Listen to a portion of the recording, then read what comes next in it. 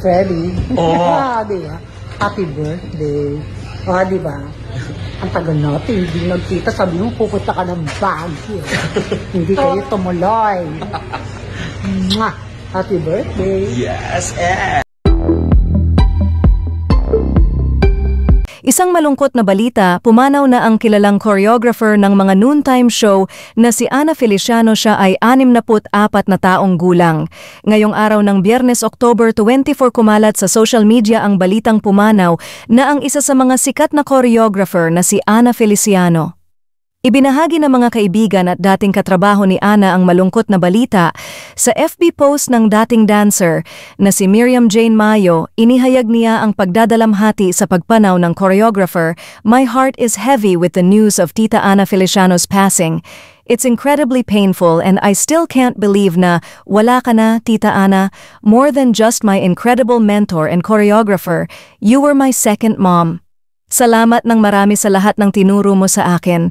You are one of the biggest reasons why my character is strong and resilient today. I will forever treasure every lesson you shared.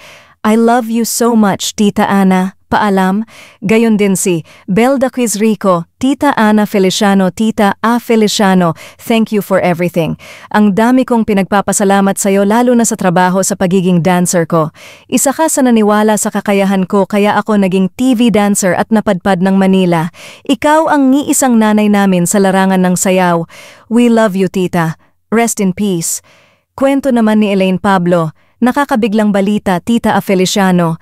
Sa pagpanaw ng aking kaibigan, kapamilya, kapatid at kapuso, I will miss our long trips, wine days, and all the laughter we shared. I will miss you as a true friend. My ate, my Tita A, my roommate sa ating mga out-of-the-country at out-of-town shows.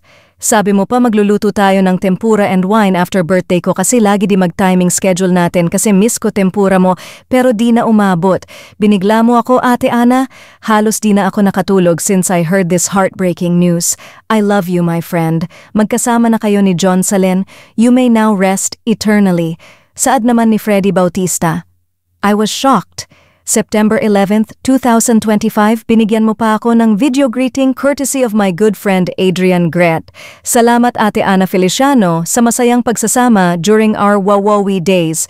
Sa mga raket natin kay Luningning, Milagring, Mariposa, congratulations, and RR Enriquez.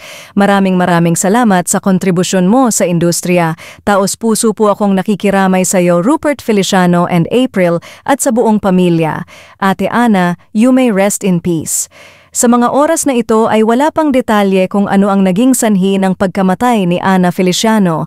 Agad naman bumuhos ng mensahe ng pakikiramay at pakikidalamhati mula sa mga netizens para sa naiwang pamilya ni Ana Feliciano.